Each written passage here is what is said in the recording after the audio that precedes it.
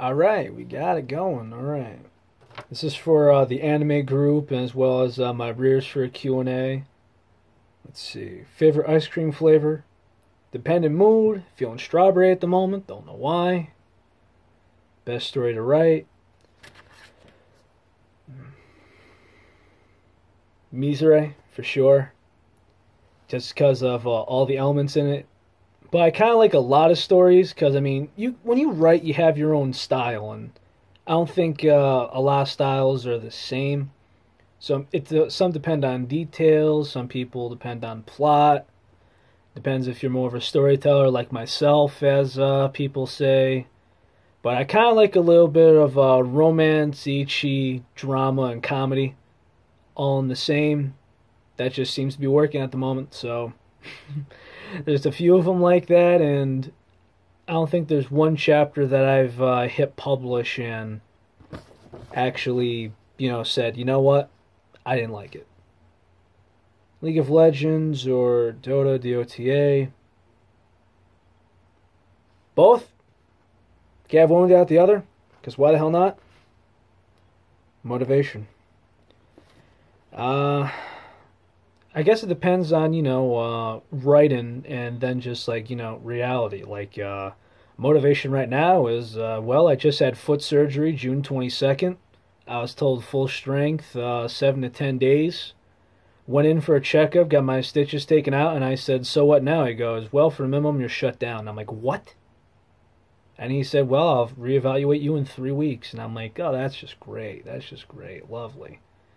So I got to wait on that. So basically from when I've been, basically after my surgery, I've just done nothing but just hitting notes and, hitting the app and just, writing away. And there's actually a 8-day gap between like, my day off to when I got back to work. There was like 8 days and all I did was just write.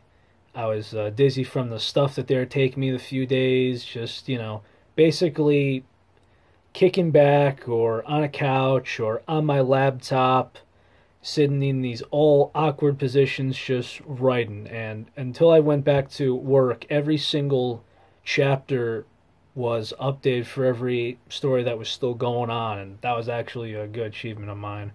But as far as motivation goes, it doesn't matter if it's fan written, ghost writing, or whatever.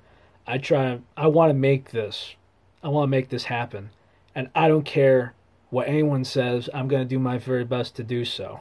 And I've heard it all before and just like, you're just some dumb Yankee that dreams too much. Well, guess what, Paisan? Challenge accepted, bada bing.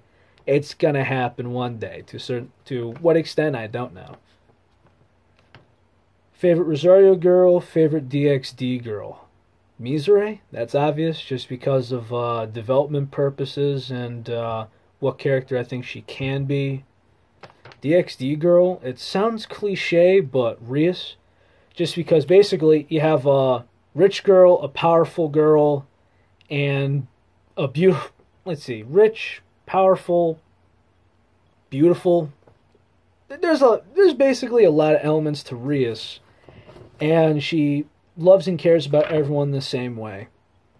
Just something about her, I guess. The frying pan. Well, let's just put it to you this way. I kind of did the frying pan as a gag, really. Take it as in like the girl with the squeaky voice cocks up, and let's say, it's the harem genre, and, she sees her lover flirting with another girl. It's just like, ding, you dick! And he obviously just does stupid stuff leading up to that as IQ drops every hit.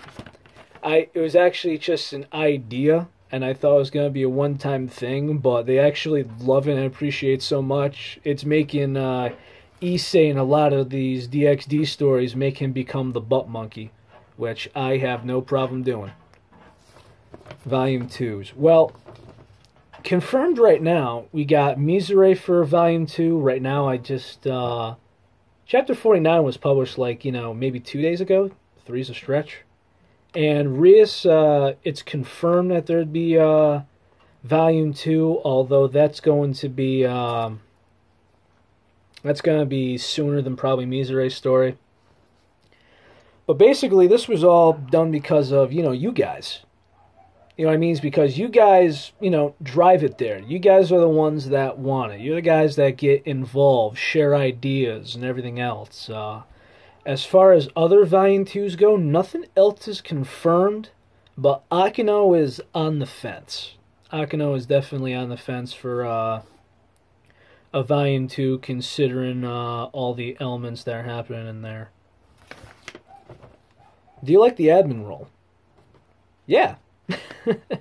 But it's not because I like being almighty and powerful. It's just because I want to make sure that people are having a good time. I thought I'd enjoy it, and sure enough, I am. It's like, you know what I mean?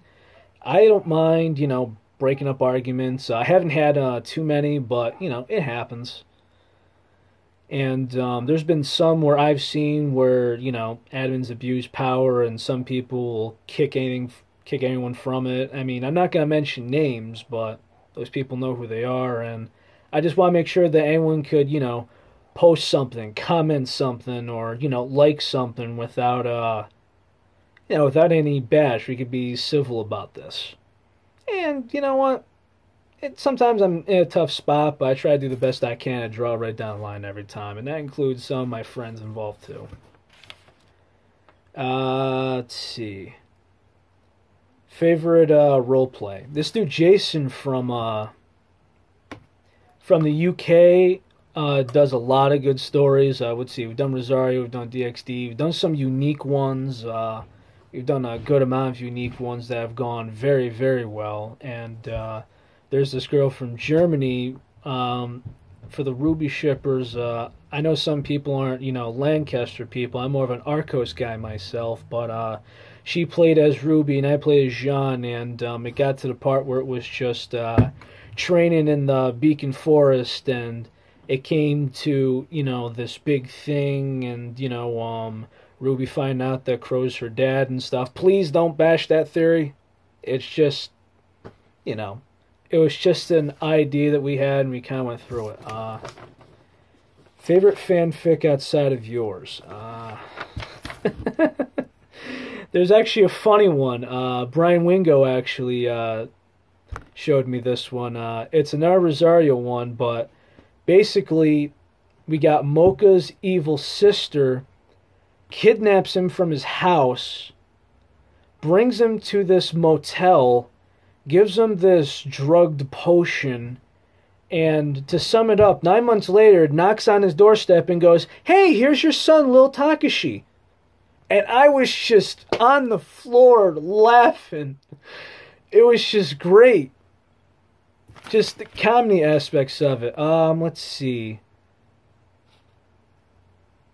Tara Atwood makes good Ruby stories. Those are enjoyable. And I do like a lot of fanfics that kind of, they have like a good format, and at the same time they don't take away the role of the main character. Like, you take Date Alive. Believe it or not, this is actually really hard to write, in my opinion, because let's say if you want to, hook up the OC character or the insert character with Toka. How do you do that without removing Shido completely, or without him having the first kiss? The insert character having the first kiss, that is.